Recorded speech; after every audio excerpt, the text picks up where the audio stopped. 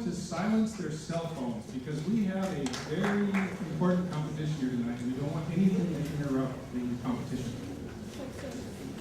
My name is Jim Rao. I'm director of the University of Oregon Center for High Energy Physics.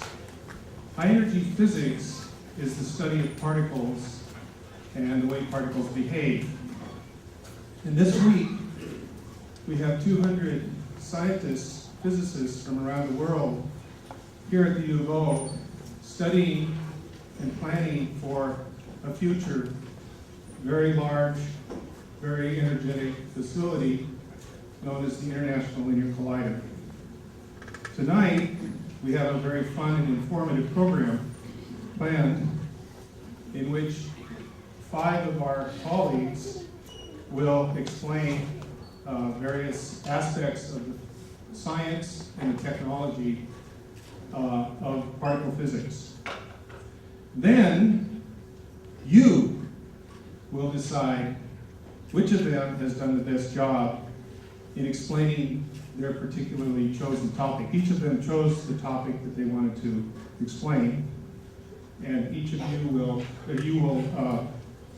we will have an applause meter. We have an applause meter set up, and we will ask you to, as we go through after the presentations, to choose your favorite presentation. So let me introduce the speakers. The first speaker is Marcel DiMarteau. He's a senior scientist at Argonne National Laboratory, which is near Chicago, and his topic is particle detectors. Another speaker will be Brian Foster. He's a professor at Oxford University, and he will, I don't have to tell you where Oxford University is. His title is Seeking Hidden Dimensions. Then we have Garabed Haladjian, who is a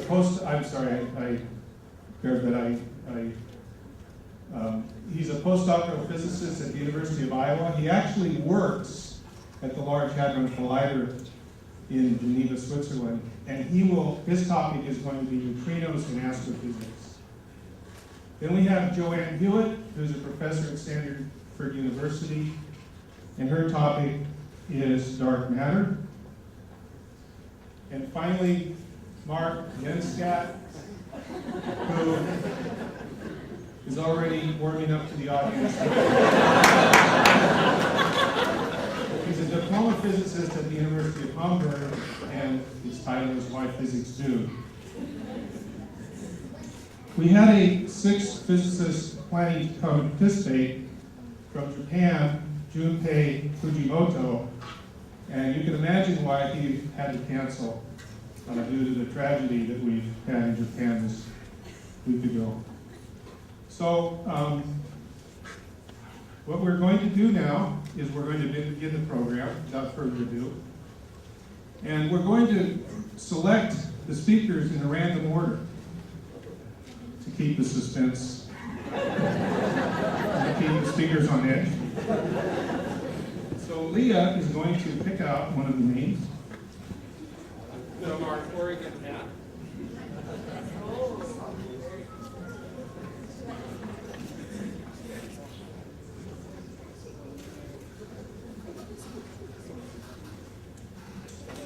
Wow. So the first speaker is Garabed, who's going to tell us about neutrinos and astrophysics.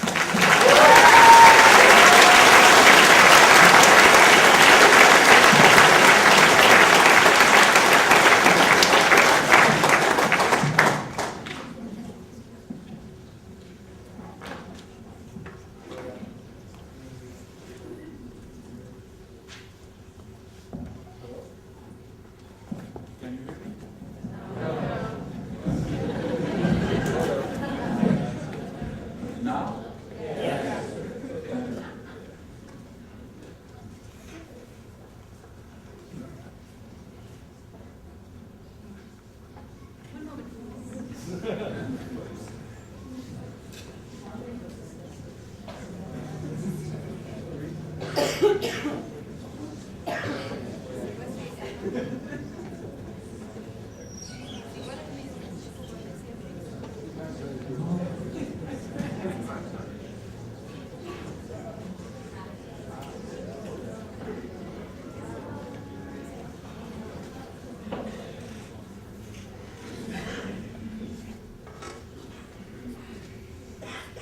So hello.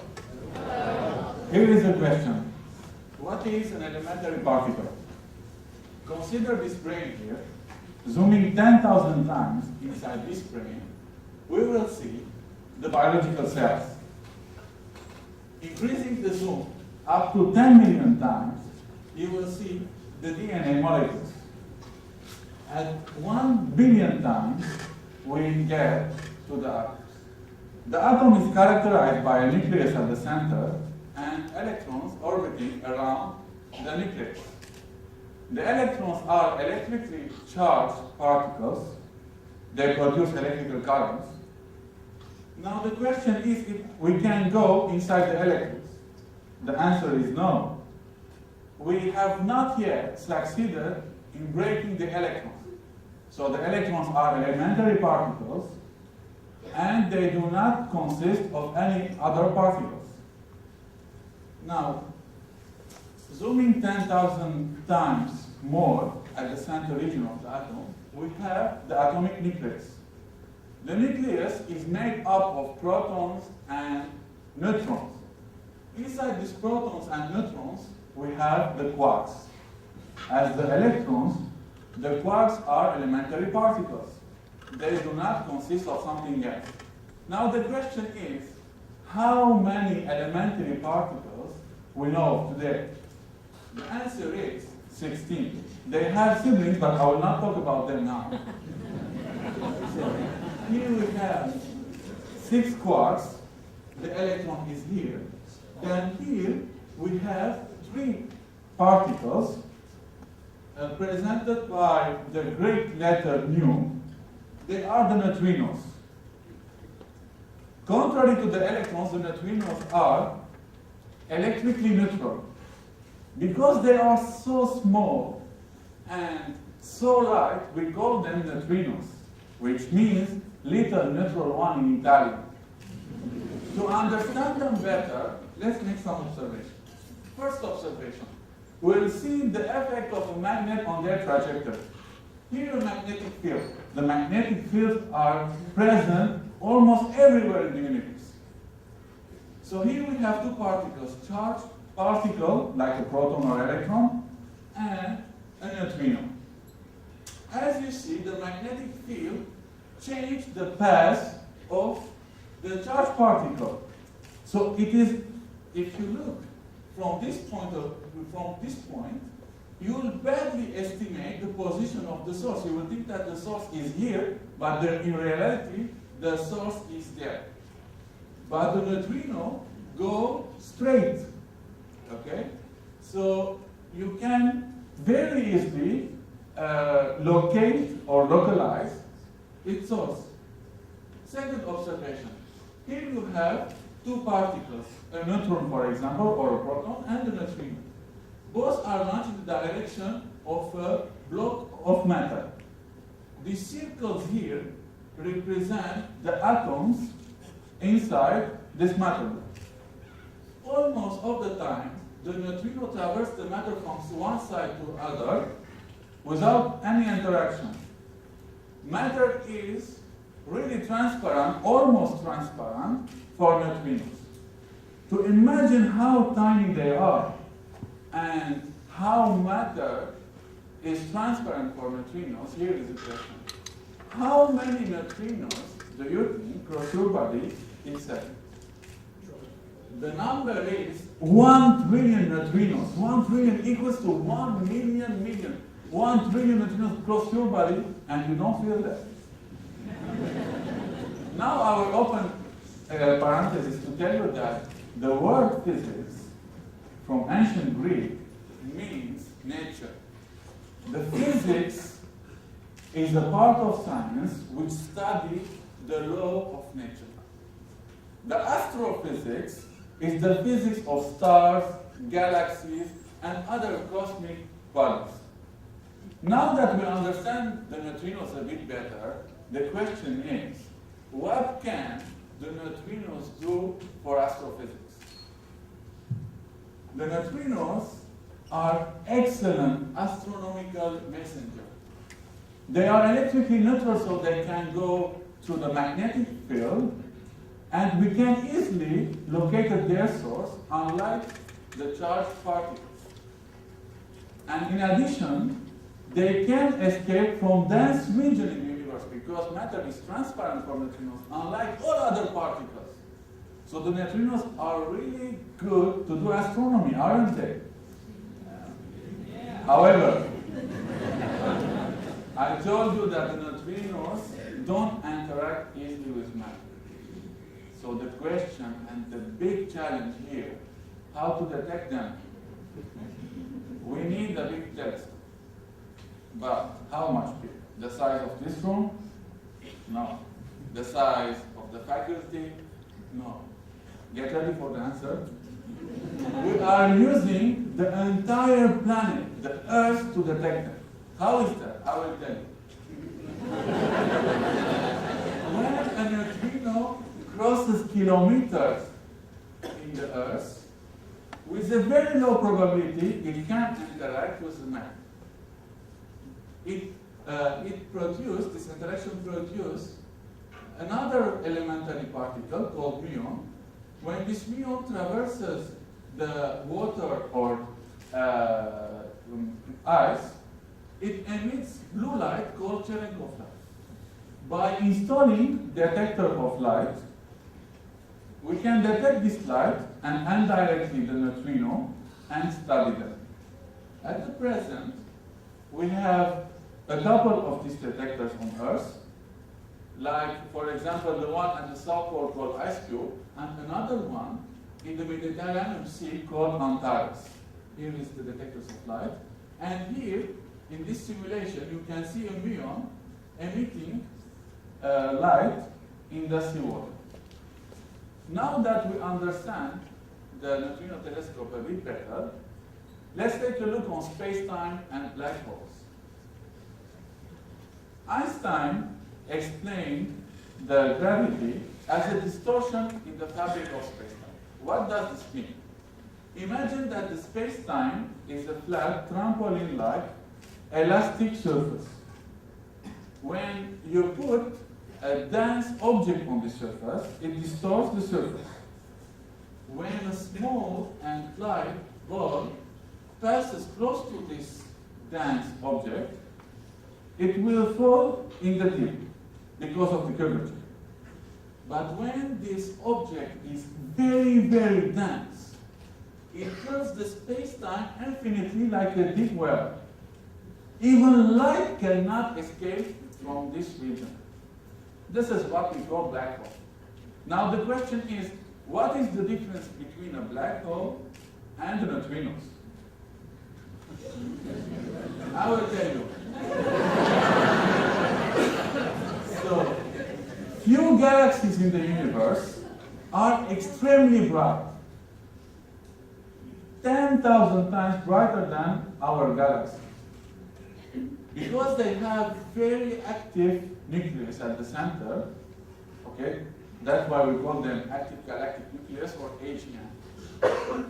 And the engine of these AGNs are the supermassive black holes. They are heavier 10 billion times sometimes than our sun. The falling of the matter into black hole emits very energetic particles. Okay? And here you can see the jet of these particles. We don't understand this phenomena until present. So we believe that the detection of neutrinos from this region will help us to lift the curtain on the mystery of this region and of this phenomenon. In other words, what we are trying to do is to understand the most violent regions of the universe, the heaviest and the densest black holes, the most violent phenomena and the most energetic phenomena by a simple and light particle called neutrino. The physics is beautiful, isn't it? Thank you so much.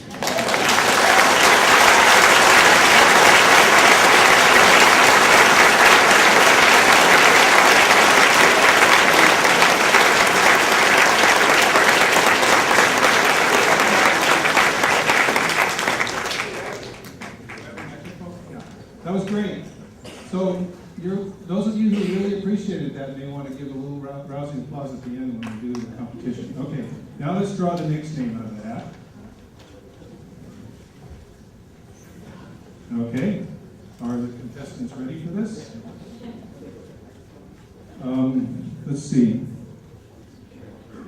Well, it's time for Mark Benstadt to say, "Why physics, dude?"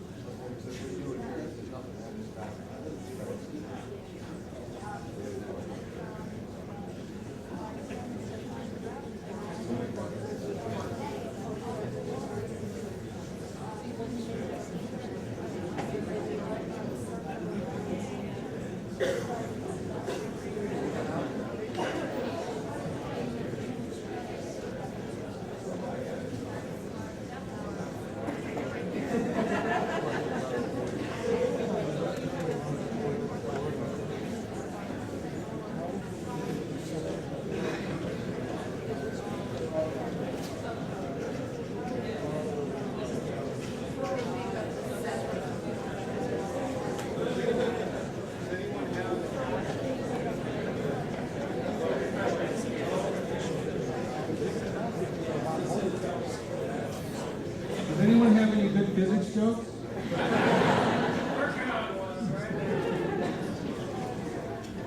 Here's one. Okay, we're gonna entertain the audience here for a second. A neutrino walks into a bar. The bartender asks, "What are you doing here?" And the neutrino says, "Just passing through."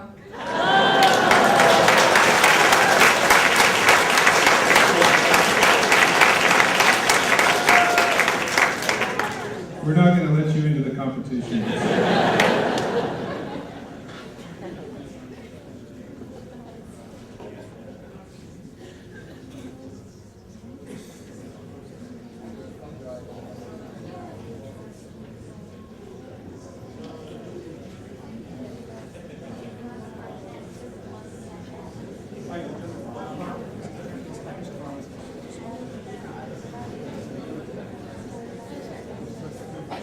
It all worked a few hours ago.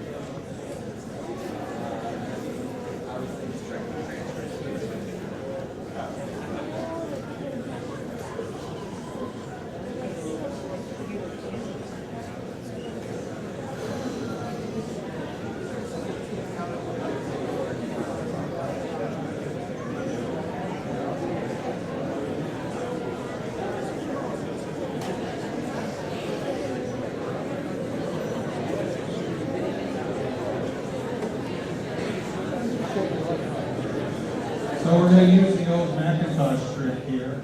Transfer from the PC to the Mac.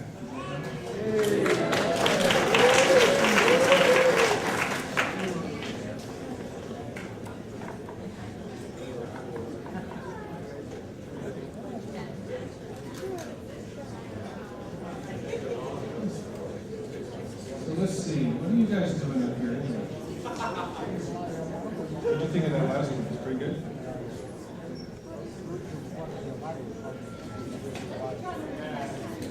gonna have to go to the next contestant. Figure this out. I think it's actually, you know, it's a technique to try to delay your presentation. Okay, one more.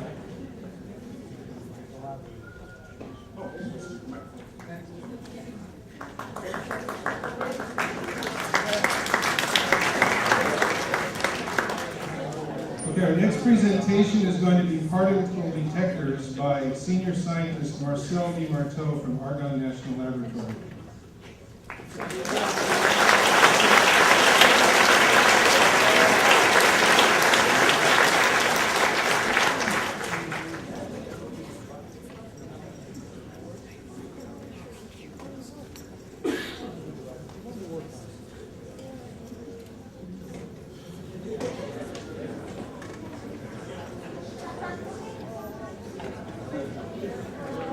Old Man River up there.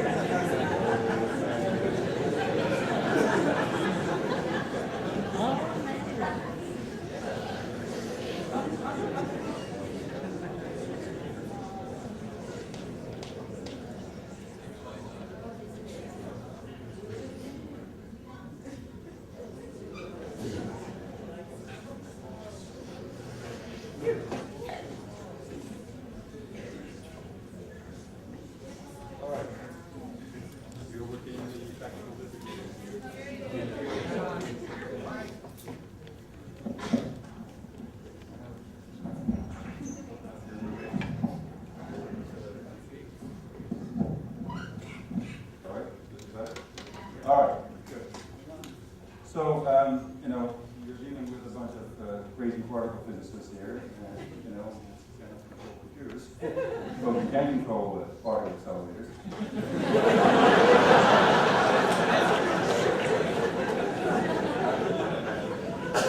So what we do with particle accelerators, you know, we call them atom smashers, and what we like to do is to smash atoms, you know, on top of each other, and then look at what comes out. And when we talk about our field, you very often see pictures like this. This doesn't work. All right. So you see pictures like this with particle tracks emanating from the collision point. And what I would like to do now for you is give you a little bit of background information on what it actually is that we're looking at and how we measure that. Okay, and the technique that we use is ionization chambers. So, if you have a charged particle that is produced at one of these collision points and it goes through matter, then what the charged particle will do, it will just knock off electrons of the atoms in the medium that it will go through. Right? So we call that it ionizes the medium. So what you then have to do is you just build a little chamber called an ionization chamber. So here is an ionization chamber. So you have a little chamber. You fill that with a medium that you like. Can be a gas, can be a liquid, it could even be a solid. Then you have two planes, two electrodes, a cathode plane and an anode plane. You put a high voltage across it, and then when a particle goes through, what it does, it ionizes that medium, and because there's a voltage across these two electrodes, what you do is you start collecting that ionization. That is in principle everything that we do. Now this is a rather rudimentary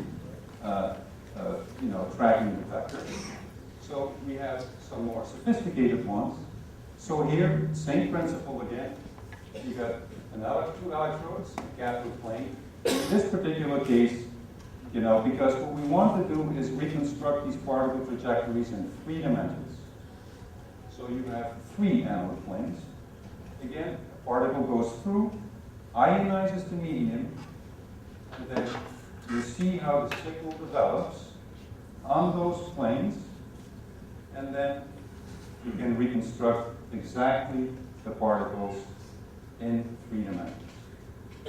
So each time when you talk about particle physics, and you see pictures, even these pictures that advertise this particle slam, in the background you see these tracks here, that is how we measure these tracks. Now, our techniques are at the moment that sophisticated that you can even measure, events like this of heavy ion collisions where you have hairballs of tracks. All right? So that is the technique that we use. Now, who has one of these ionization chambers in his basement?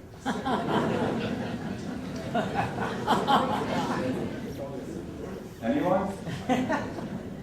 Okay, well, I would like to make a bet with you that you have one of those ionization chambers in your home. If you win the bet, I'll buy you dinner. If I win the bet, you buy me a beer. Okay?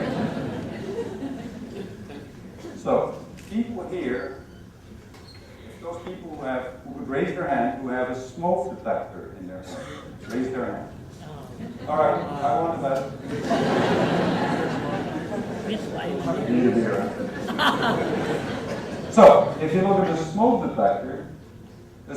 detector works of exactly the same principle that I just described for particle detectors. Now, how does a smoke detector work? So here again, you've got two electrodes, an anode and a cathode. You stick a battery in there to apply a voltage for the electric field.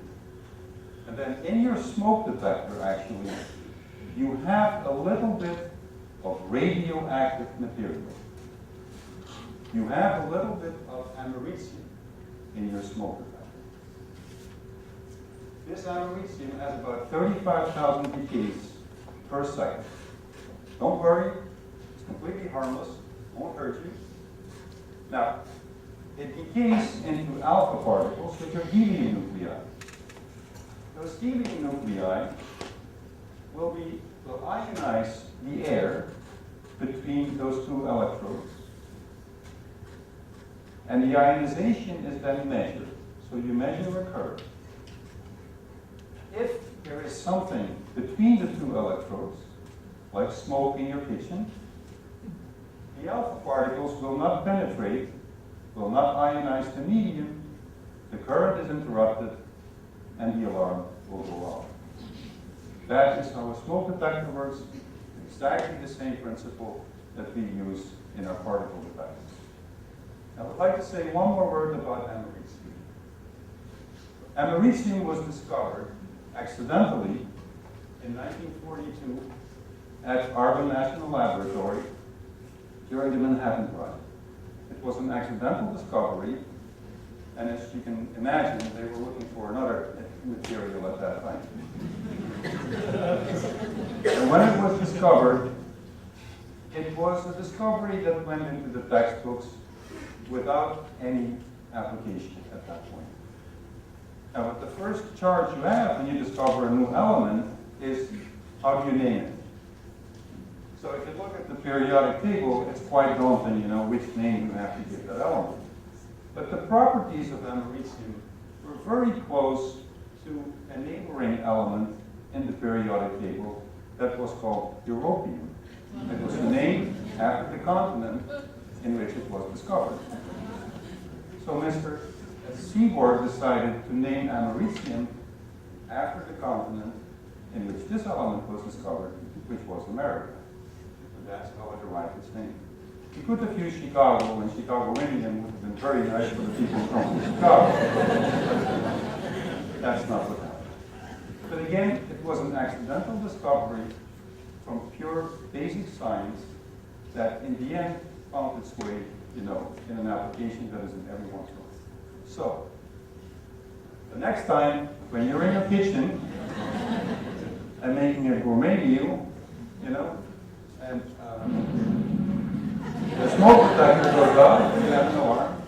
I hope that what you think then is that, well, here in my kitchen, I have radioactivity that was discovered accidentally in this country, and the element is named after the continent in which it was discovered, doing pure fundamental research at one of the national labs that actually saves lives each and every day. So, when the smoke detector goes off, I hope you say, oh, this is my particle physics experiment in my room. Thank you very much.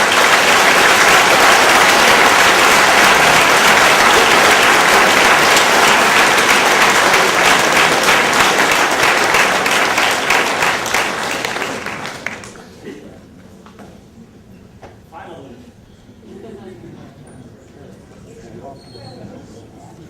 So now, for that presentation we've all been waiting for, why physics do, I hope.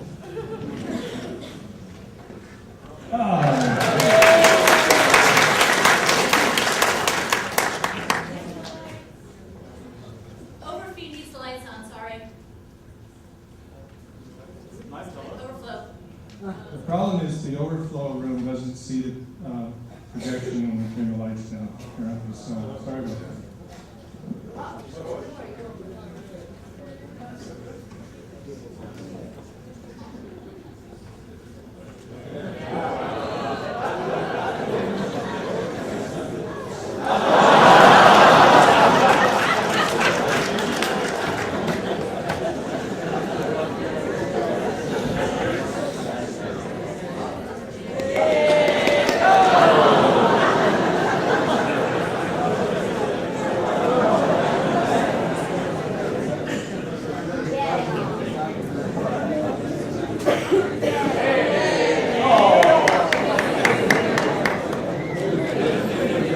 No, it's okay. Finally, hi. Much better? Better hearing? I hope so. Yeah, hi, welcome everybody. Finally, I can give my talk. So it's going to be about why physics, dude. So why should someone choose the life of a physicist? So become someone like this. It's definitely not for the money. It's definitely not for the fame, and definitely not for the gold. Actually, it's just because we're curious. Every one of us, even you, because if not, you wouldn't be here, right? Right. Okay. So physicists are a certain type of person. Let me explain this. As an example, you get up in the morning, step out in the garden, and you see, wow, the sun is shining, it's a beautiful sight, even a little rabbit hopping around your garden. The weather is really, really beautiful, the birds flying around, and this is like many people see the world. But physicists see it a totally different way.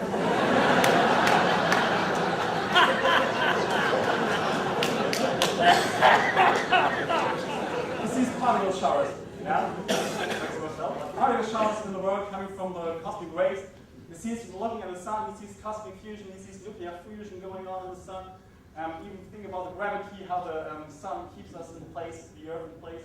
He's looking at the river, and the river itself is an incompressible fluidity flowing through the area.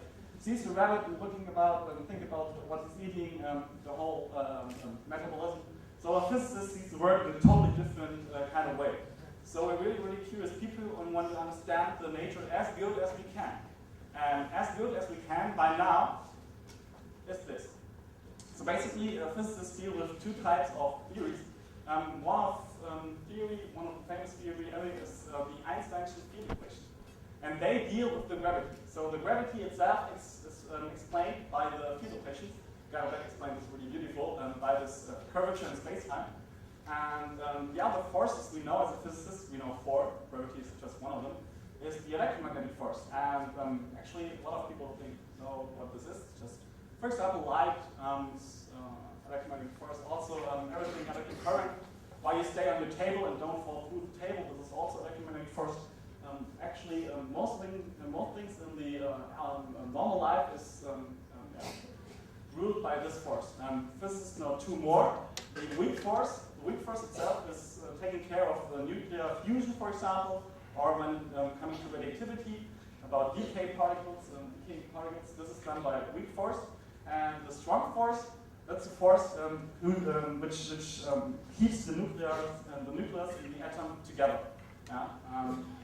Well, these four forces are known by physicists, and as I said, Einstein took care of this one, and the standard theory of particle physics is dealing with these three forces. So these are two big theories, and they don't go together right now. This is a big problem. Yeah? For example, we have open questions, even if theories ever. You still have some open questions. As an example, gravity. Yeah? Gravity is weak. Gravity is really weak. Gravity is really, really, really, really, really, really, really weak. Now think of it, you have a needle. You let it drop it to the bottom, so the whole Earth is pulling onto the needle. Yeah? The whole gravitational force is forcing the needle to stay on the bottom. Sounds like it's a huge force here, right? But you have a small tiny magnet, and this small tiny magnet can lift this needle. Well, a small tiny magnet can create much more force attracting onto the needle than the whole Earth. So the electromagnetic force is much, much, much, much stronger than gravity. And that's a big reason why. We don't know it yet. There are many possible ways to explain this. I won't go into this further. We have other people who will deal with this. But this is really a strong question for the physicists, why this is such a big difference in these forces. Just a question for you. When the gravity is so weak, as I said, why it's still the dominating force in the universe? No? Okay, we'll come to this later in the end. You can pass a little bit about this. Now staying with the universe, think about the ingredients of the universe. As a physicist, with the particles, Garrett explained before, so the particles we know only make something like 4% of the whole universe. Something about 22% of the universe is made of so-called dark matter. We'll hear about this later. And also something like 74% of the universe is made of something called dark energy. So actually just know this tiny bit of the whole universe, and there's still something we can discover. And that's also a reason why we should do physics, because there's still a lot of things we can learn. And another thing is the so-called Higgs boson. Isn't it cute? Okay, we're still looking for this path, so he's hiding somewhere. We don't know where it is right now. The Higgs boson is a particle which brings mass to the elementary particles as we know them. Dealing with particles, we all know they have mass. Mass is all around us, and everyone has some kind of weight. But the theories right now, no, they don't consider something like particle masses. We have to measure them, and we have to put them in the theories, but the theory doesn't say anything about mass at all. So if we want to know something about mass, we have to discover, or we have to add a new mechanism to the already known theories. And this theory, or this mechanism, is called the Higgs mechanism, after Scottish physicist Peter Higgs. And this mechanism creates a new particle, and that's the Higgs particle. And how does the mass comes just from this small tiny fragment? Think about a spoon. You want to measure the weight of the spoon, how heavy it is. Then you just go ahead and turn it around in the air, and you can guess, yeah, okay, it should be something like a few pounds or something, or a few grams. It depends, yeah. You can guess the weight just by moving the spoon. And then some guy wants to fool you, and he creates something around the spoon, something like a honey field.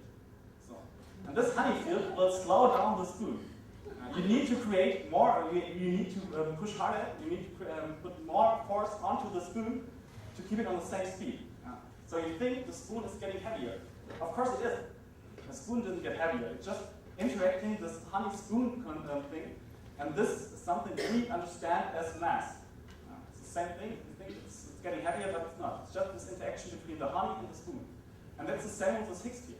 When particles flow through this field, they interact with this field, and we understand this interaction as mass.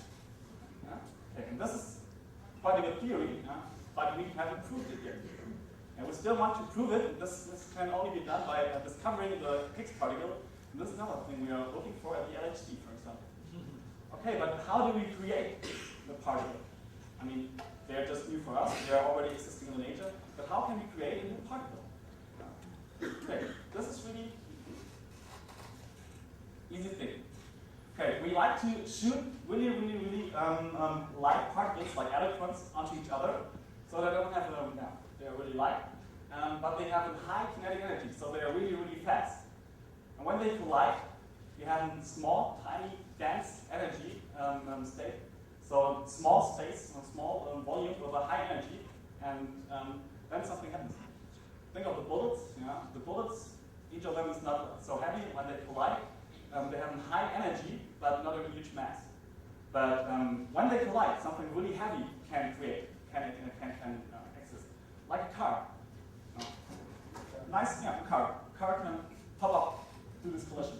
But this car is so heavy that it will decay. It will decay immediately, and all you got is garbage. We have to collect all the parts and have to measure them, we have to sort them, and then we can analyze what we got there. Then we can say, oh right, it was a car we created while shooting bullets onto each other. And that's what we're doing with detectors. So we're just collecting the decay parts and trying from this to think about, okay, what particles just created through this collision. That's how particle physics with an accelerator works. But the question is, how do we accelerate them? How do we create particles with such a high energy? And this is done by cavities. Oh, I'm sorry. I forgot something. The probability, how probable is it to create a new particle? Well, think again about this guy. This guy is looking for a very, very special girl, and it's really eager to find some. But the probability that this guy will be this girl is really, really, really low. So he has to meet a lot of people until he finds a girl, which will, so they both will attract to each other, let's say it like this. So that's the reason why we have to make so many collisions per second, millions and billions of collisions per second, and have to sample data over years just to find 1 or 2 or maybe 5 or 6 new particle collisions, which we created new particles, and therefore we can say, okay, there's the Higgs boson. That's the reason why we need so large machines and sample data over years. But now I'm going to the questions, how to accelerate them. That's a big question.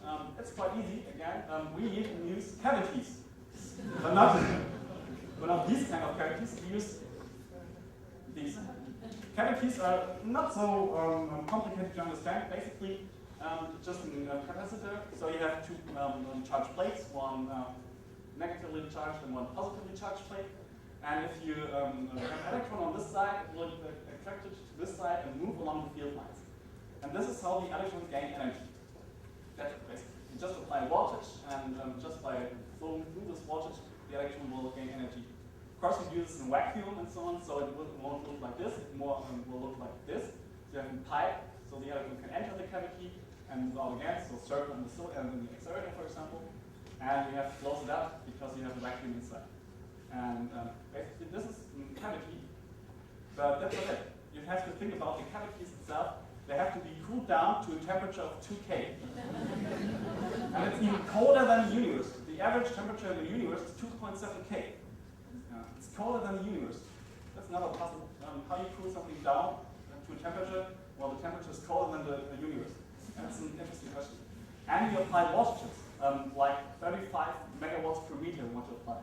Just to give you an example, normal lighting in nature has a normal voltage of 2 megawatt per meter. So lighting, the voltage you apply in the cavity is much, much higher than a normal light. Okay, and then why are we doing this stuff? We're creating a new accelerator. It's the ILC, Jim mentioned it before. It's the International Linear Collider we want to build, but therefore we need 16,000 cavities. So 16,000 cavities, and that's why we can also say ILC can stand for Isle of Cavity. That's what I'm working on.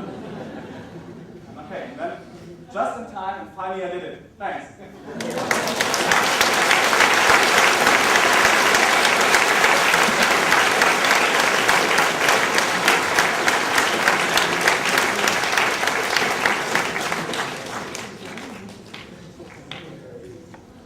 So we have 2 more colleagues to speak. And the first of the last 2 will be Joanne Hewitt, who is going to tell us about dark matter.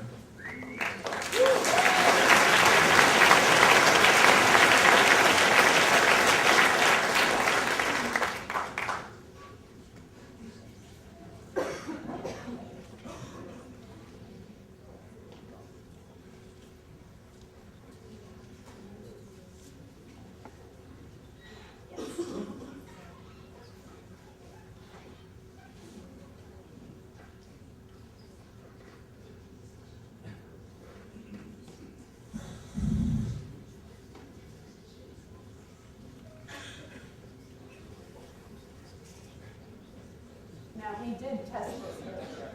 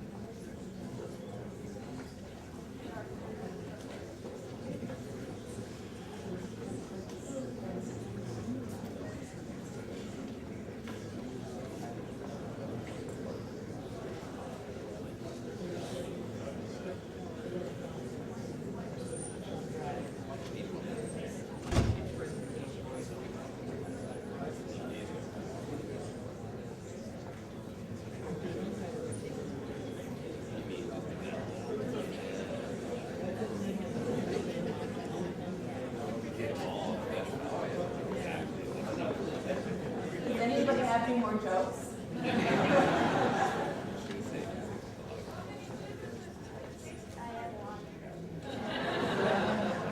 One, two, three. And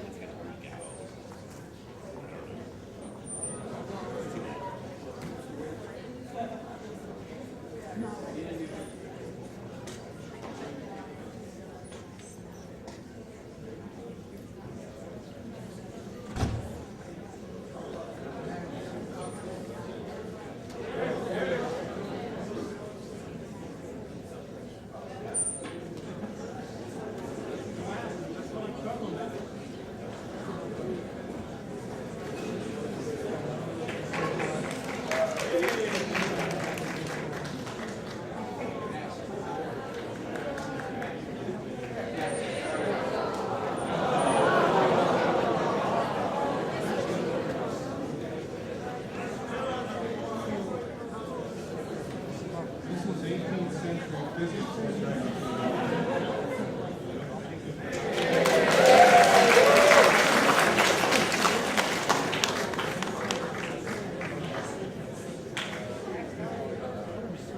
okay, now we're ready to roll. My excuse is that I'm a theoretical physicist and I don't deal with wires and cords and instruments. So, my topic is dark matter, and it is here with us in this room. We swish our arms about, we're swishing it through dark matter. Can we feel it? Can we see it? Can we detect it? No. What is it? How do we talk to this stuff that is right here in the room with us, and yet we have no clue as to what it is? By now you're asking, how do we even know it's here? Well, we have a lot of evidence for dark matter. There's a series of measurements. We're scientists. This is what we do. We make measurements. And we have a whole series of measurements, which I'm not going to go through because that would really be boring.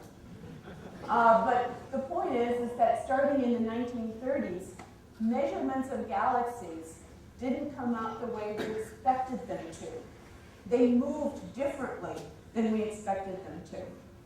And the only way to solve this discrepancy was to say there must be extra stuff, extra matter, sitting inside these galaxies. So that was the state of the art in the 1930s, and now all the way down into the 2000s, we have precision cosmology and definitive tests that tell us that dark matter is definitely here. Let's just go through one of these, the last one called the bullet cluster. Great. Okay, so what is this? This is two clusters of galaxies that have passed through each other. So at the beginning of time, we had a galaxy here on the right and a galaxy here on the left, and then they both moved towards each other. They collided. It's called a train wreck, by the way, when two galaxies collide. So they had a train wreck there when they collided, and then they moved past each other, and this is where they're at today. When we look up into the sky with a telescope in the optical range, we see all of these stars and galaxies and everything here. So we see this guy and we see this guy. When we look up in the sky and we use X-rays, we see this pink dust. And in particular, this guy here has a bullet-shaped nose, and that's why it's called the bullet cluster. And you can imagine two clouds of dust passing through each other. They sort of drag on each other and would create something that has this shape. However, this isn't the whole story. We have one more measurement that we can make on these galaxies, and that's by using gravitational methods, using this gravity force that you heard about just in the last talk.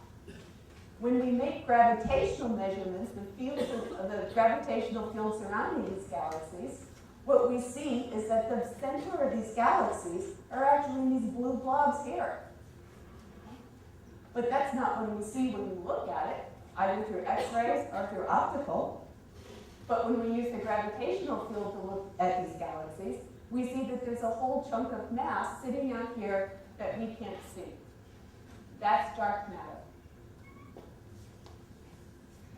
This is a simulation of dark matter density within our own galaxy, the Milky Way. So this is the center of the Milky Way here. As the density of the dark matter gets higher and higher, then the color goes from blue to yellow. So the simulation from measurements in our own galaxy tell us that it's clumped very strongly around the center, and then there's a big circle of dark matter around the edges of the galaxy. As the Earth rotates around the sun, we swish through this stuff. It's swishing through this room right now. So how much of there is it? Okay, maybe we don't see it because it's really rare. There's not a lot of it out there. Well, this is this pie chart with the inventory of the universe. And you'll note, you saw this in the talk a couple talks ago, and the numbers were slightly different. You think we could get together on these numbers? This is a precision science, after all. But for this inventory of the budget of the universe, only 5% roughly is ordinary matter. So stuff, you, me, these chairs, these tables, air, stars, that's only 5% of the universe, folks. The 25% of the universe is dark matter. That's this extra stuff. 5 times ordinary matter is dark matter. So if we have, 1 trillion neutrinos zipping through us every second, think how much dark matter is in this room. The rest of the universe is this mysterious thing called dark energy, and we don't have a clue. We don't have a clue. We don't know. We're not going to talk about that. We don't know. So what is dark matter? Well, dark matter is either a single new particle, an elementary particle, or a whole set of new particles. The visible sector of the universe is 5%. It's a whole set of particles, right? We just saw the nucleon, the proton, the quarks, the electrons, the neutrinos. So there's no reason that this 25% is just one particle. It could be a whole set of particles as well. We have some ideas. We have theories that have dark matter candidates in them. We like to have funny names for our particles. So these are some of the candidates that we have in our theories: WIMPs, neutralinos, branyons, axinos, cue balls, black holes, gravitinos. All of these things could be a dark matter particle. Each one of these theories has its own predictions. Each one of these particles has its own set of characteristics that are very specific to that particle. And because of that, it would reveal itself in different ways. Okay? So each one of these guys has a prediction as to how they would behave, and we are searching for them. We're searching for them in several different ways. This is technique number 1. So here's where we take these 2 dark matter particles, I call them big X. They interact somehow. How they interact depends upon what theory they're in, okay? And then they plop out 2 standard model particles. So they annihilate, they create some energy, and they create some 2 standard model particles, and we can detect these standard model particles up in space. So we have a satellite in space now called the Fermi satellite, and it is looking for an excess of electrons and positrons up in space over what we predict. If we see that excess, then that's a signature for dark matter. Technique number 2 is that we're going to look underground. So we take this same diagram and we just turn it around 90 degrees. We've just rotated it. Okay? So now we're going to take one of our dark matter guys. As the Earth swishes through this dark matter that's in the galaxy, it's going to interact with a proton. It's going to have some sort of interaction. What type of interaction, what goes into this big yellow blob, that depends upon what the theory is. But what comes out of the big yellow blob is another dark matter particle and a proton. Only this will have some different energy, this will have some characteristics that we will be able to tell that this reaction happened. So what we do is we search for this deep underground. This is a picture of one of these big detectors that we have deep underground. Why is it underground? Because this is a really, really tiny interaction. This is very rare. It doesn't happen very often. And we need to be able to see it over neutrinos. So this is method number 2. Method number 3 is to just create them directly in the laboratory. So this is high energy collider. You're going to take 2 protons, smash them together. Again, you have the same interaction in this yellow blob, only this time we're going to create the 2 dark matter particles coming out. We create them from the energy from this collision. So we look for these 2 dark matter particles coming out and some other stuff that we expect to come out with it. And we are doing that right now at the Large Hadron Collider in Geneva, Switzerland. So with these 3 techniques, they're all 3 of them are on the verge of discovering the dark matter that we have present in our theories. So any day now, you might pick up your newspaper and say, hey, dark matter's been found. And there's a graph for this. And it turns out that it was written in 1996, and it was pages long. And so I just copied out a few verses, and we're going to do it, and you're going to help me. Because we have no audio. Okay, so your job is to do the chorus, okay, which is this yellow. My job is to do the black verses and to not slip up. Okay, dark matter rap. Theorists don't usually do this either. Okay. For nearly 40 years, the dark matter problem sits. Nobody gets worried because it's only praise and praise. The next step's not till the early 70s. Ostriker, Peebles, dynamics of the galaxies, coldest instabilities. Dark matter, do we need it? What is it? Where is it? How much? What is it? What is it? What is it? What is it? And so the call goes out for the dark matter candidates. Black holes, snowballs, vast clouds, low mass stars, or planets.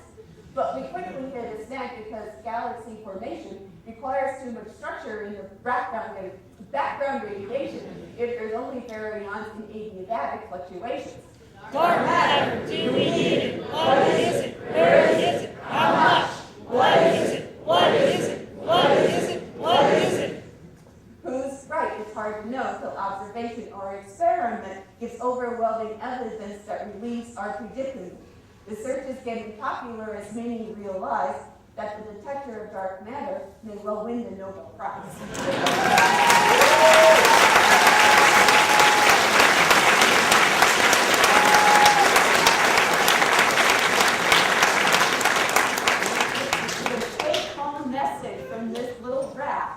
What's the phrase that was on this page the most often? What is it? We want to know. Okay. So, dark matter, most of the universe won't even interact with us.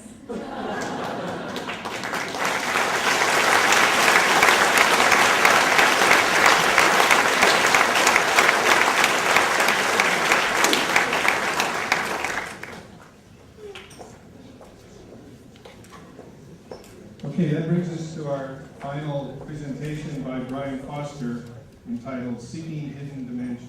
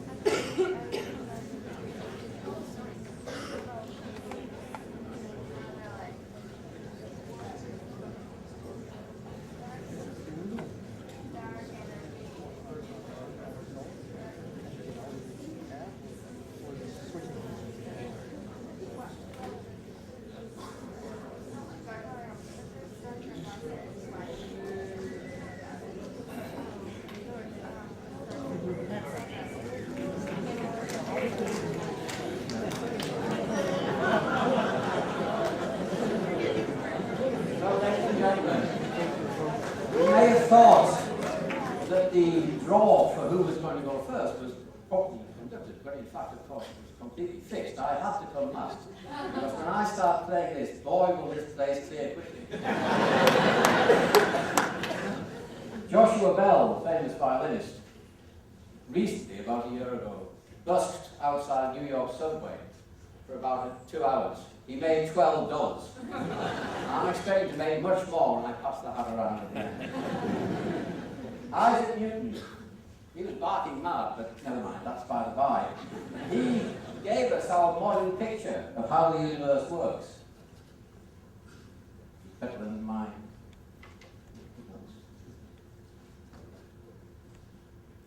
Yep. So he believed that the universe was very simple.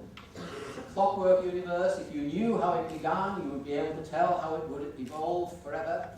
That time and space were separate. He believed that the universe was described by 3 spatial dimensions, depth, height, and length, and 1 completely separate dimension of time. Time carries on unchanged no matter what you do in space. And in the universe, in principle, was totally predictable.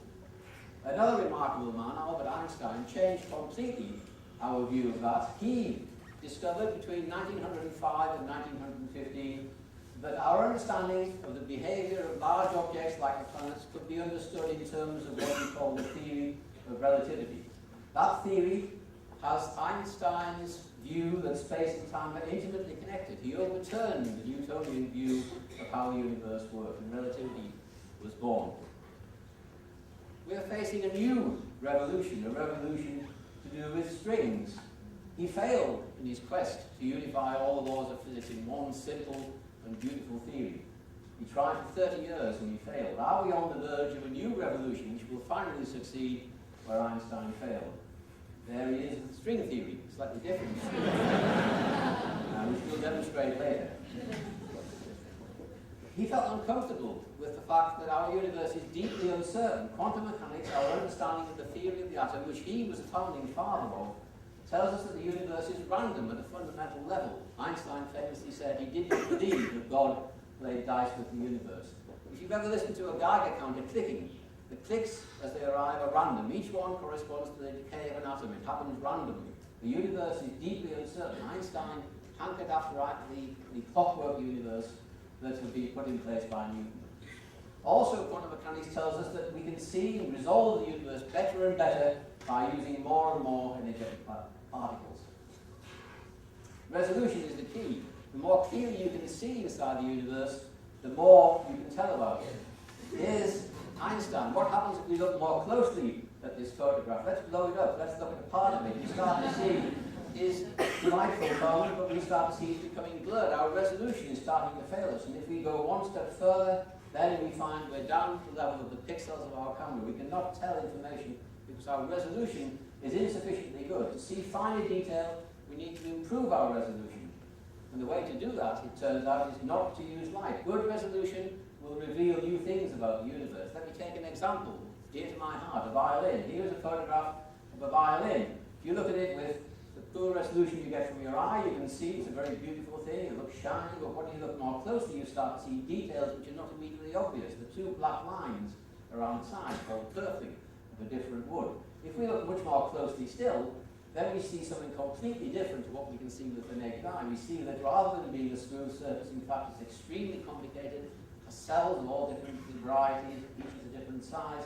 To do that, to see with better resolution, we need to use a different radiation from light. We need, in fact, to use energetic particles. This is an electron micrograph taken by firing electrons at the violin and looking at it with much better resolution than we can get with light, because light's characteristic wavelength is too large to see the small features that we want to see in this particular model. So good resolution tells us new things about the universe.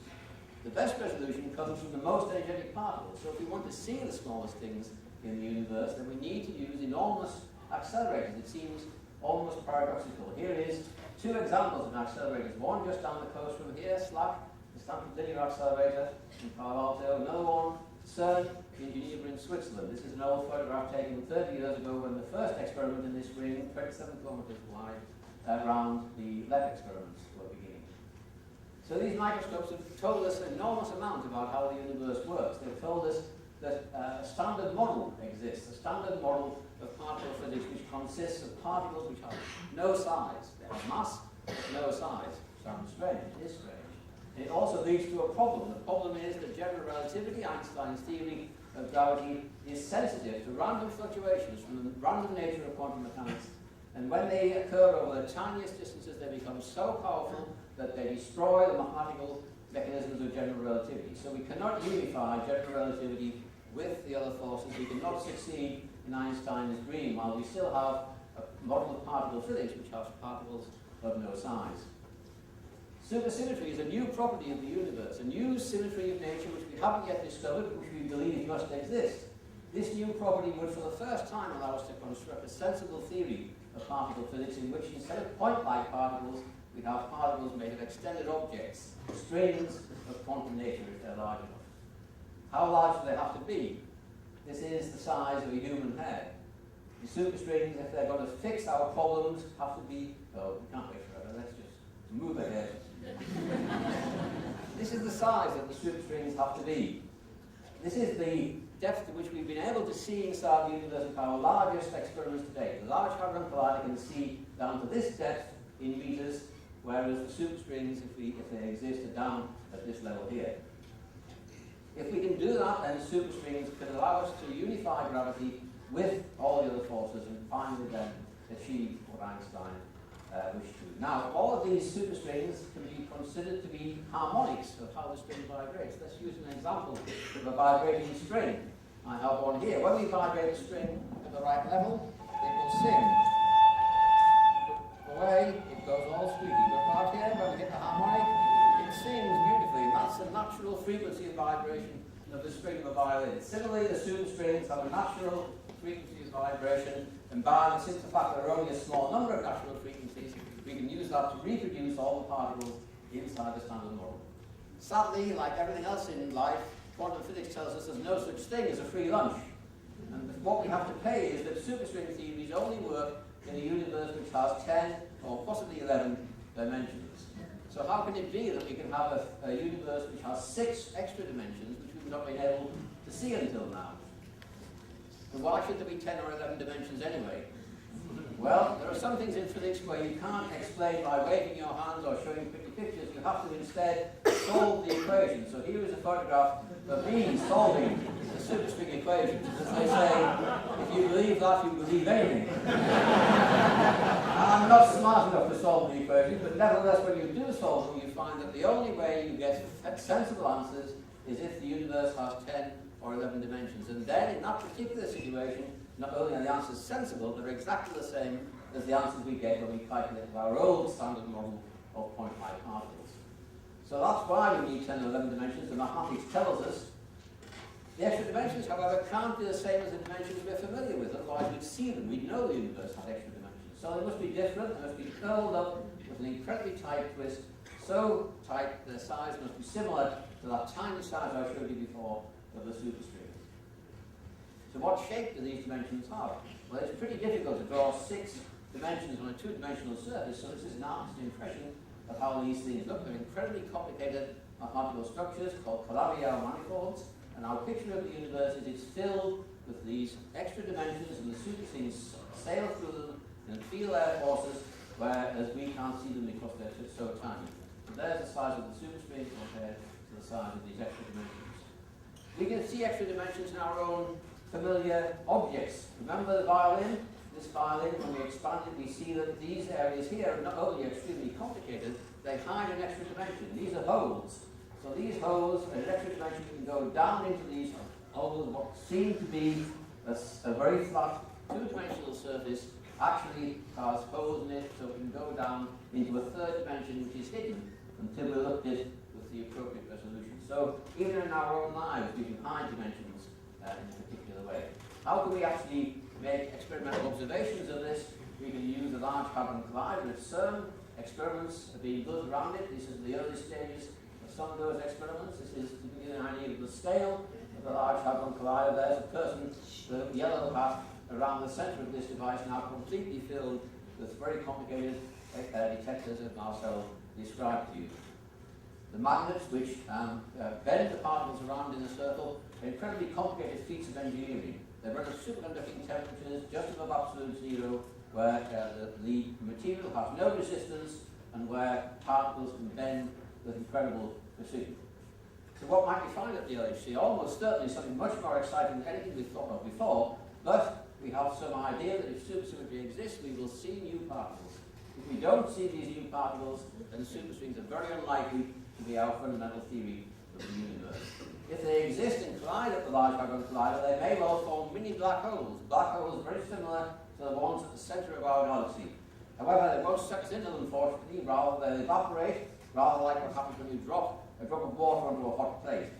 And when they evaporate, they produce thousands of particles with a very spectacular signature due to something called Hawking radiation, predicted by probably the world's second most famous physicist, Stephen Hawking, who was trained in Oxford but spent most of his life at the rather obscure education institute at the University of the UK. There are the evaporated black holes and the signals that we would see in our detectors. So what have we seen from the data from the LHC? The black points represent the data from the LHC. The line represents the prediction of our standard model. You can see that the points really do fit to the line, so there's no indication that the standard model is not correct. If we were producing mini black holes, then we would get events forming these lines here, depending on the mass. So we don't see any signal yet for black holes, but watch this space. As we see more and more data, we may well be able to see black holes. So to summarize, on the thread vector dimensions, where do we stand? The universe can have more dimensions than we know. They're many billions of times smaller than anything in our visible world. Gravity can be unified, and we can have a very beautiful theory, but there's not one jot or tittle of evidence to suggest that that's true, and if not, it's back to the drawing board for a new theory. Any one of our dimensions will tell us, time will tell us, and perhaps the LHC, what is correct.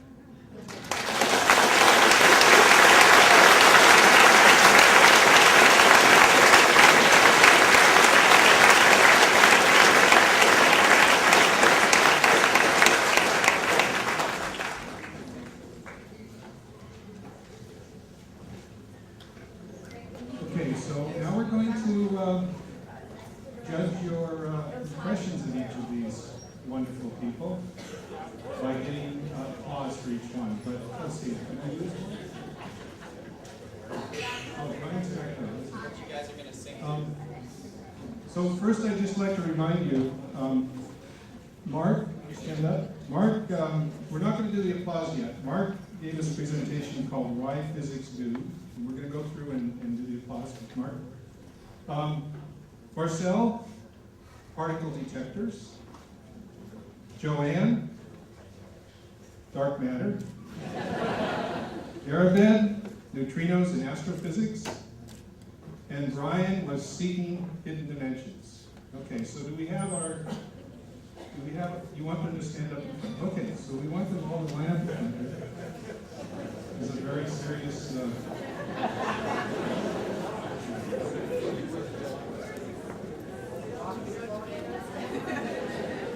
Okay, so what we've done is we've really taken the highest level of scientific thinking into the judgment of which one of these is the winner. And the way we're going to do that is we're going to average the applause over 10 seconds. Now let's see. Are you ready? No, not yet.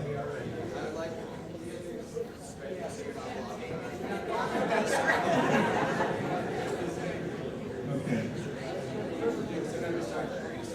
We start here and walk down here. Okay, so the first, Mark, you can stand forward. Mark, why physics do? Please stand forward.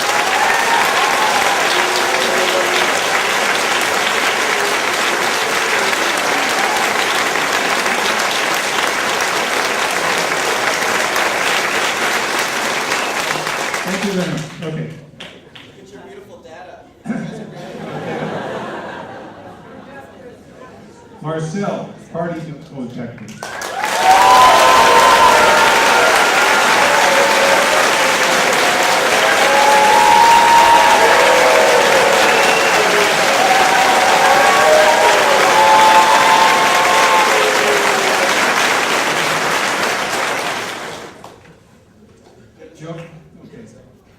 reset the instrumentation here. Okay, this is, okay, Joanne, step forward. Dark matter.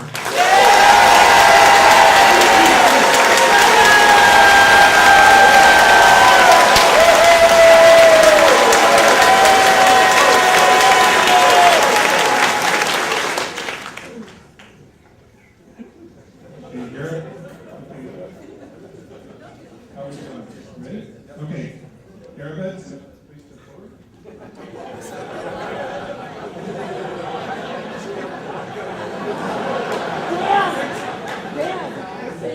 Okay, very good.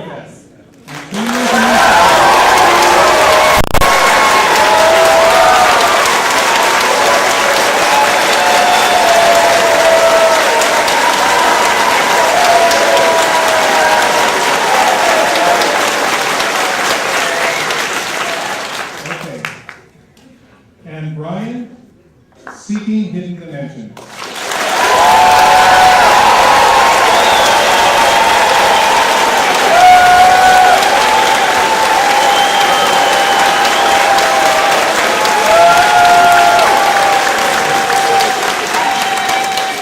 I think we have a really close race here, don't you?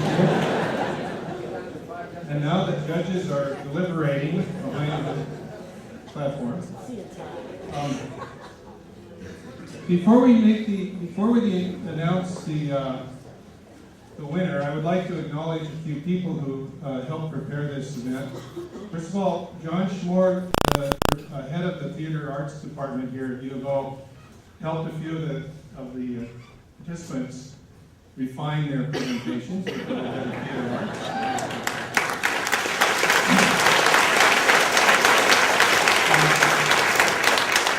Ben Wright has been our official timekeeper, and he's provided the instrumentation.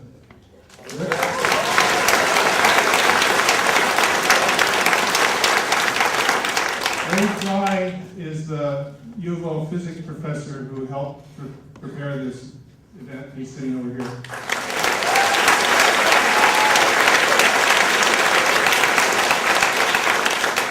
And then the two ladies that you've seen up here are two of the people we have in our worldwide community who spend a great deal of time doing outreach activities, and they put a lot of effort into preparing this event. In fact, it was their idea to do this in the first place. So the first is Corinne Royal.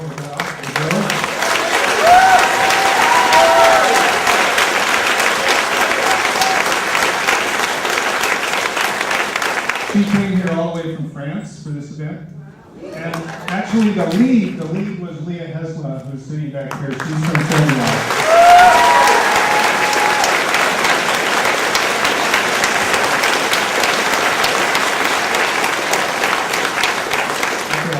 I think we're getting close to the final decision here. How are we doing? Do any of the physicists have jokes? Now, we're going, physicists have jokes. They do have a lot of jokes. But what we're going to do is we're going to, soon, are we out there? Yeah. Okay, so in a very close match, it was very, very close. The winner is Brian Foster.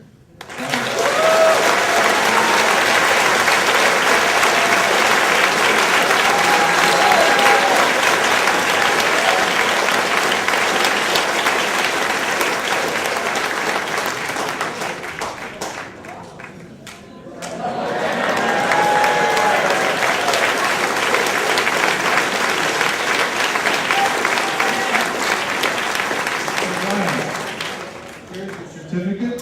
I'm sure you'll treasure that for your remaining. And the our good friends and communicators came up with this prize for the winner. It's the physics of superheroes. Brian.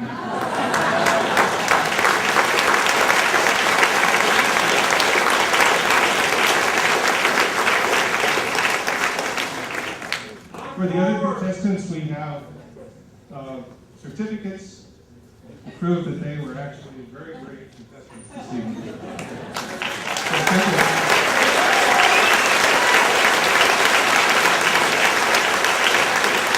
what we thought we would do is take a few minutes now to allow you to ask some questions of these experts on any of these topics or any other topics. We have some microphones as well.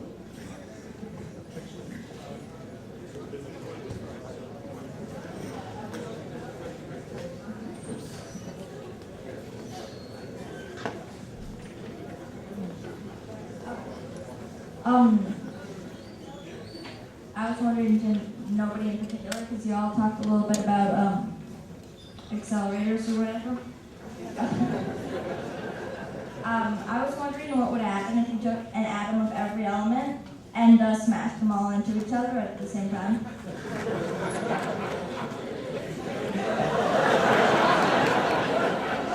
So you take an atom of every single element, natural and artificial elements, and you smash them all together at the same time. Okay.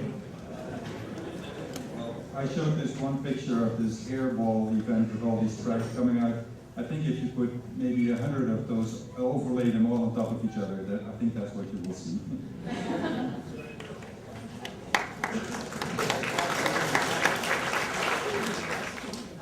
Once again, this is really addressed to no one in particular, but all of you, I guess. It's no one. So I've been really curious lately about the electromagnetic fields produced by the human body and how we interact with our universe and not all. And I was wondering if anyone had any ideas or possible theories of what it is and how we can utilize it.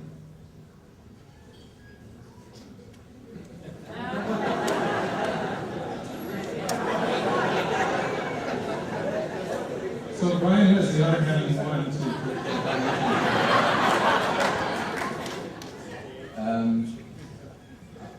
Of course, our brains produce a measurable amount of electromagnetic radiation. Is that what you're talking about? Or are you talking about something more mystical?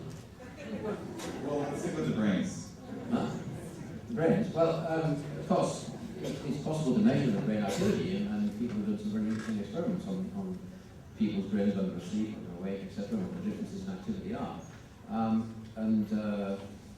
I mean, I'm not an expert in that, it's more medicine than it is physics, but of course you can detect these things with sophisticated medical instruments, which essentially are just picking up the radiation from your brain.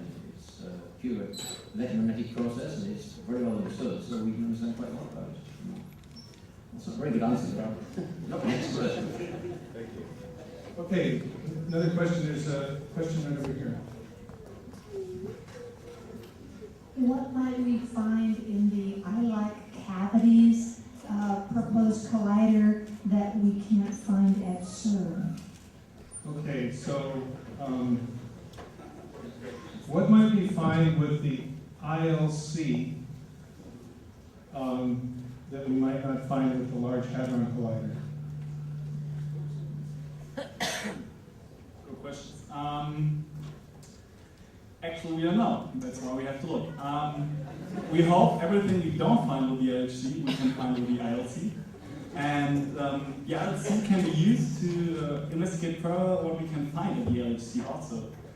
So it's an add-up, kind of add-on, and an extra.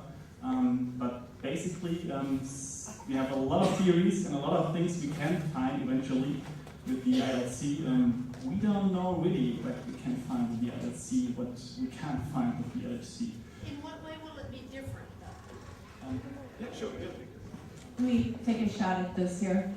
So we just think about dark matter that I talked about. We expect to make it at the LHC, and we expect to be able to observe it, but it's very difficult because the LHC collides protons, and they're very messy, right? We saw that protons are composite. It's very easy to, very difficult to make precision measurements. So although we'll see, oh, we found something that sort of looks like dark matter, we won't really be able to tell what it is. We won't be able to distinguish from that list of theories that I have. The ILC collides electrons and positrons, which are fundamental particles, so they're clean. And so you'd be able to measure the properties of these new particles like dark matter and tell what they are.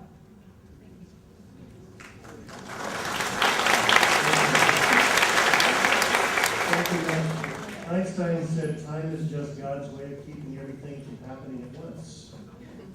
So the question I have is, how do we keep everything from happening at once, specifically this? Before Fukushima, Hiroshima, 497 commercial nuclear reactors, we're having something that's biologically incompatible with the next 100,000 years of our evolution. How do we prevent the more primordial forces that you're going to model with supersymmetry, superstring theory, the standard model, and so forth, preventing us from unleashing even more hard to handle primordial forces that aren't good for us? How do we really integrate these discoveries into our biological future? Okay, I think I'll take that question. What we believe is that by understanding nature better and better, that we empower ourselves to control the future. And so we can't be very specific about the dangers that we confront, but we have a high level of confidence that the kinds of experiments we can do will add to our knowledge and empower us in the future. That's my answer.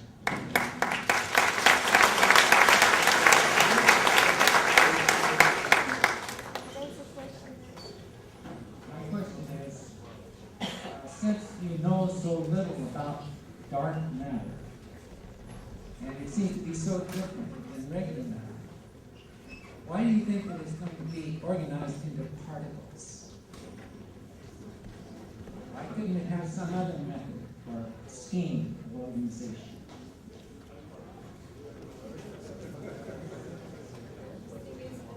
It's very possible that dark matter may behave quite differently than we expect. The one thing that we do know is that it experiences gravitational interactions. So it is something that has a mass. Okay, so that's why we believe it's particles.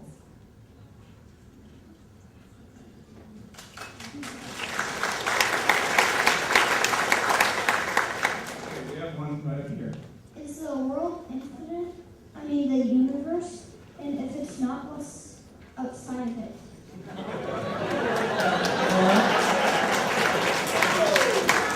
That was the best question so far. You can imagine the Earth, for example, okay?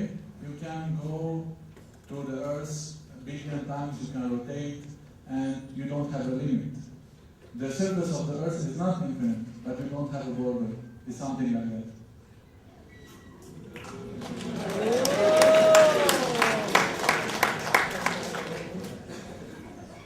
Okay. The Large Hadron Collider in Geneva, Geneva, yeah. It's pretty large. How big is the ILC supposed to be?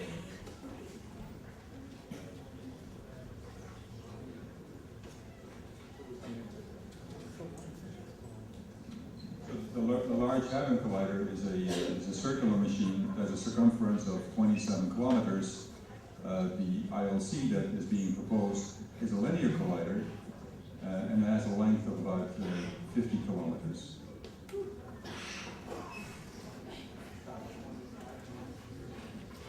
I've read a lot about string theory, but I haven't read about much else. And I'm wondering if string theory doesn't work out the way we think it does, is there anything else on the table, or are we throwing up our hands?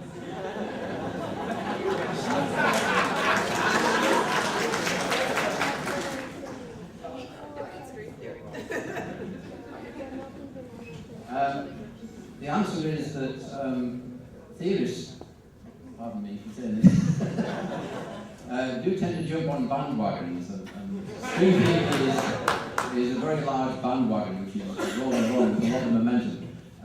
So in fact, I think that it's not clear what other theories you have that do all the nice things that string theory does, which it allows us to unify all the forces. It's very simple in many ways and very beautiful. Its one problem is it doesn't really have any testable predictions, so it's almost a religion rather than a theory of physics.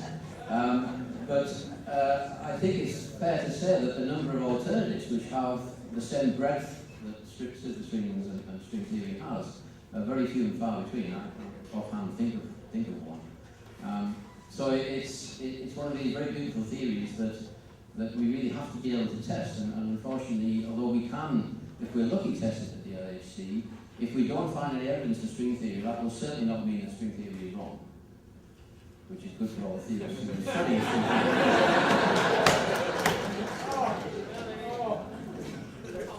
Earlier on, someone mentioned The type of experiments that we perform, plasmas would be way out there to detect particles. I mean, plasmas have their own problems of confinement of plasmas and all of that. Plasmas are, however, an alternative way of accelerating particles. So there's active research going on. You know, the ILC uses superconducting cavities to accelerate these electrons and positrons. And there are alternative methods of actually accelerating particles. And one method that is being pursued is actually using plasmas to accelerate particles. But for detecting particles, it seems a very impractical way to detect particles. Do the x-rays that come out of an x-ray machine in the hospital, which travel 4 or 5 feet, do they ionize the air between the x-ray tube and the patient?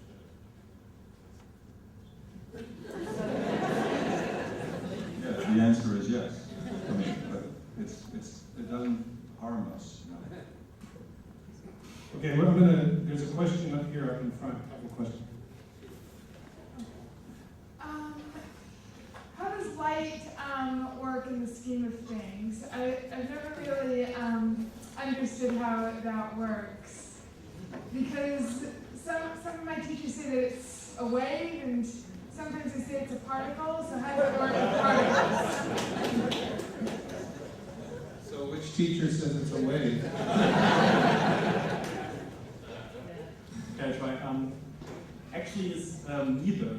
We just need one picture. Either we say it's a wave or a particle to understand what's happening.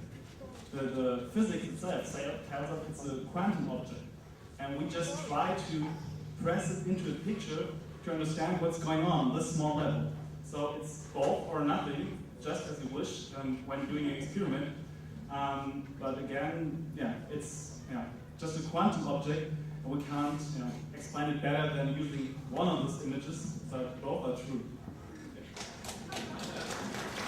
I heard black holes are dark because light can't escape it, and Einstein's theory of relativity says that we can't pass the speed of light.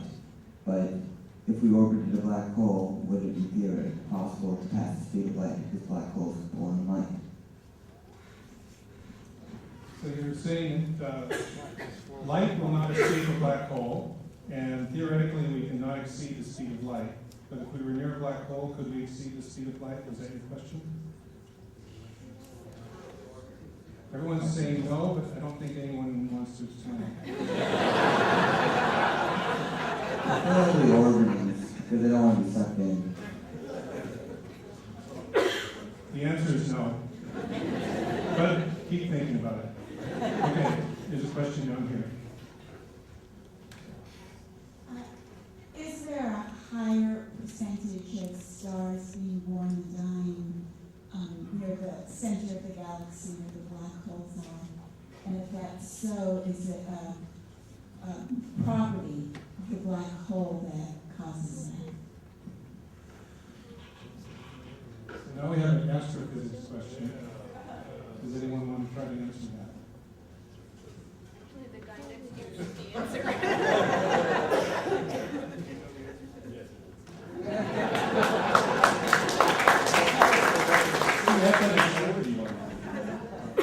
Well, what the black hole does is that it causes the matter to become higher density, and that's how stars are formed. If they're just down in stars and stars can't form in regions where the densities are low. And one of the things that the black hole does in the center of the galaxy is it causes a greater concentration of matter. And this is what helps the stars to form. So in fact, stars are forming in the center of the galaxy.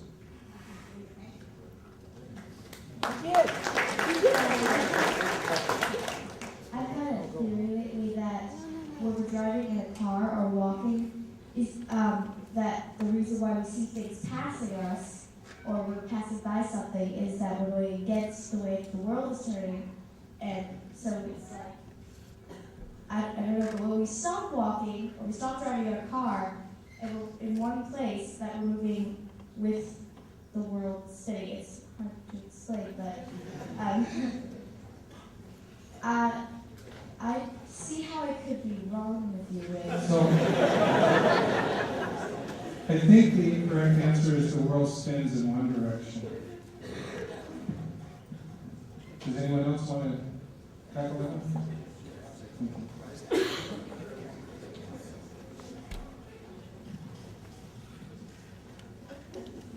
Is it possible that all the theories of dark matter are actually just different ways of looking at the actual theory of dark matter? And like all of them are just one, all of them are just multiple ways of looking at the same thing? Actually, not with that list that I put up on the screen, because all of those different dark matter candidates are postulated to have different types of interactions. Some have weak interactions, some don't have weak interactions, and they have different, they interact with a different strength. Some rarely interact at all, and some interact much more often. And that would be very difficult to be a manifestation of the same thing. What we imagine is that once we produce the dark matter with our accelerators, both the Large Hadron Collider and the Linear Collider, it will measure the properties of those and will pin down which one of those things Joanne put on the list must be based on those properties. Just like when you measure the properties of the proton or the electron, you know exactly what it is. Okay, we have another question. Where's, yeah, right here. On the same topic, since matter and energy are so interconnected, why do you distinguish between dark matter and dark energy and not just dark stuff? 3-to-1 ratio of dark energy to dark matter. Because they actually do two different things. They affect our cosmological measurements in two different ways. Dark matter is the stuff that we can see gravitationally that's hanging around galaxies. Dark energy is more some sort of force like or acceleration that's pushing the galaxies in our universe apart. So perhaps they're poorly named, okay, because they could be related name-wise, but they do different things in the universe.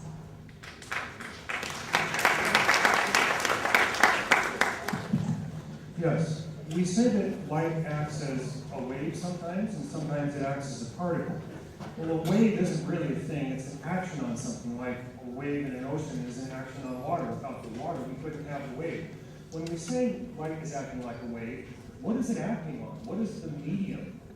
What do we assume or presume it's acting on?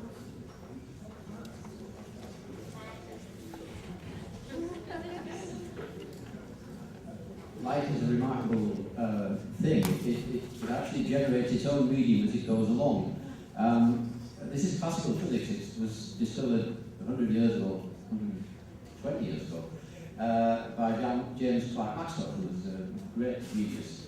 And what light does is it has an electric field which propagates along, and that causes a magnetic field to grow behind it almost, and then the magnetic field causes the electric field to grow again. So it propagates along hand in hand, the magnetic field starting off the electric field. So it carries its own medium with it. It is remarkable, I have to say. Of course, before Maxwell made all this clear, and indeed for so many years afterwards, people thought that light propagated through the ether, which was a strange substance that people invented precisely for the reason that you postulated, that you have to have some mechanism and some medium for light to go through. But by doing measurements, people were able eventually to discover that, in fact, the ether couldn't exist. And then it became clear that what was going on in light was it was generating its own medium by this remarkable and beautiful progression. It's one of the most beautiful things in physics, actually. But then it comes along in chunks of these waves, not the continuous waves, so it ends up behaving as though it's a particle. Yeah.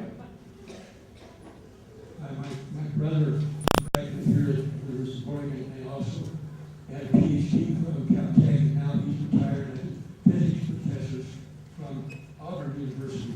And I talked to him today before I heard about this, and writing a book on physics.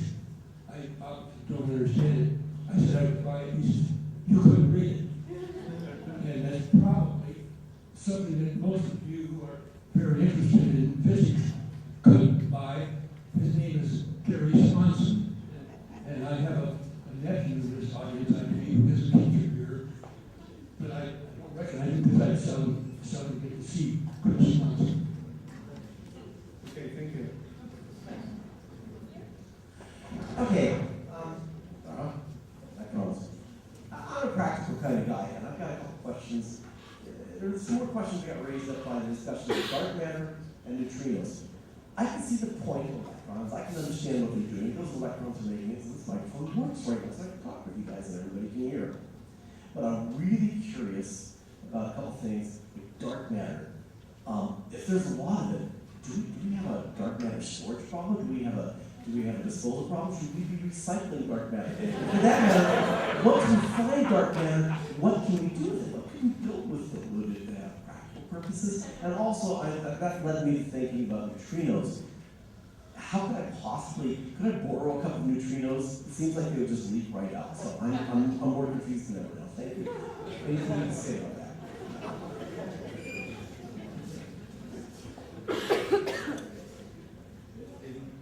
I believe it was 1932, the field of particle physics discovered antimatter.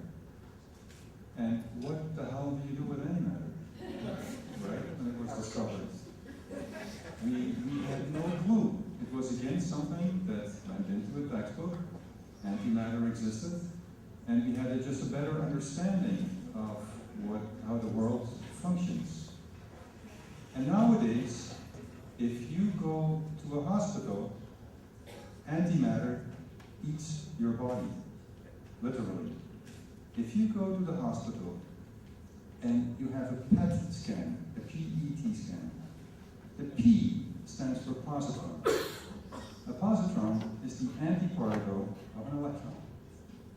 And what happens in your body is that they inject you with some radioactive stuff that decays and emits positrons. Those positrons will encounter the electrons which are in your body. They eat each other, they annihilate each other, and they emit photons. And we then measure these photons. And a PET scan at the moment, again, I don't know how many lives it saves, but it's one of the most precise methods to diagnose certain diseases. It took us 60 years before we figured out, how to employ it. And the same holds true with dark matter. It is just a consequence of performing this fundamental research.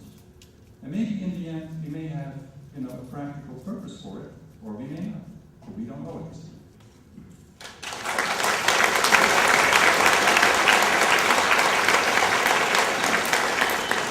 I have two questions. One's just a yes, no question, a little more.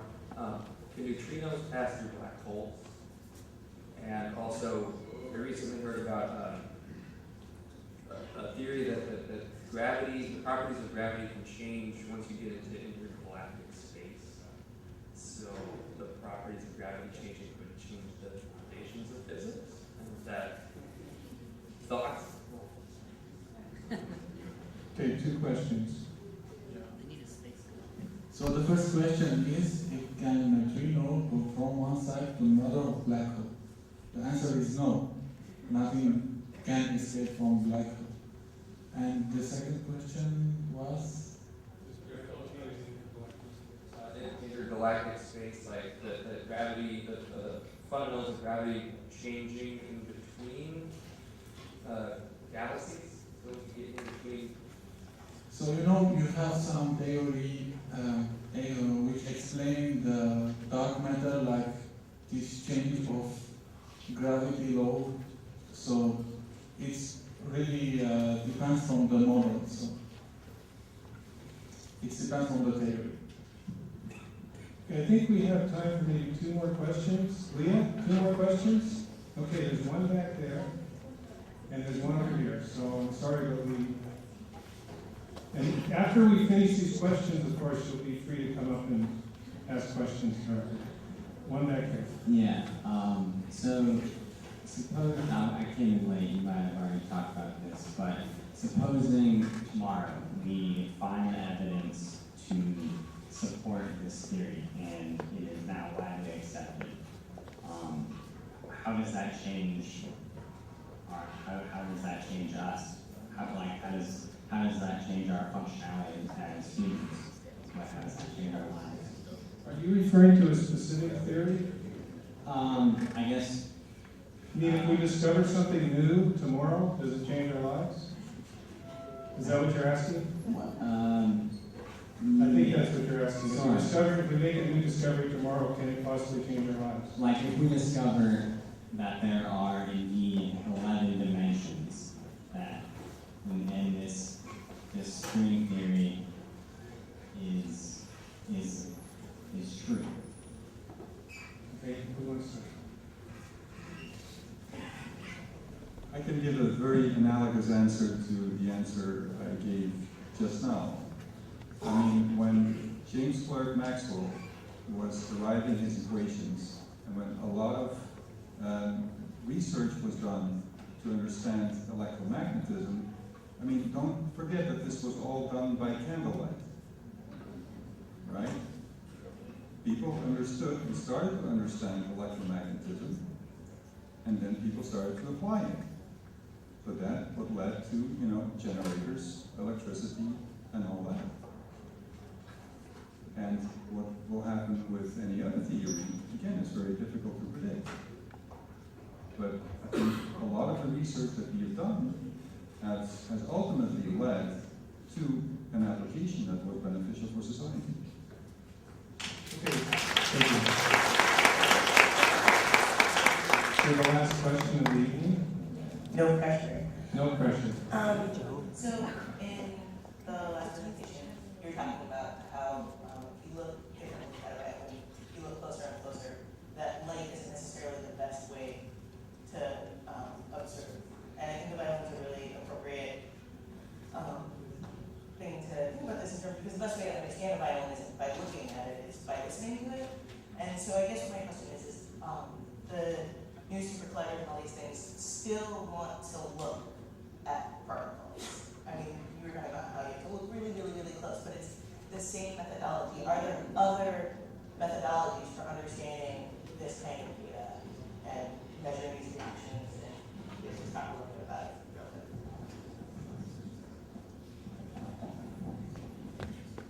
As far as we know, well, what we're trying to do in particle physics is to understand how the universe began and how it carries on, what its laws are, fundamental laws.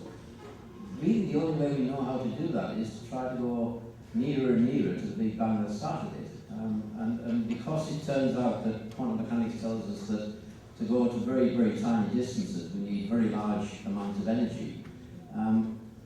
That's the only way we really know in the end, is to look over smaller and smaller distances, which gets us closer and closer to the Big Bang.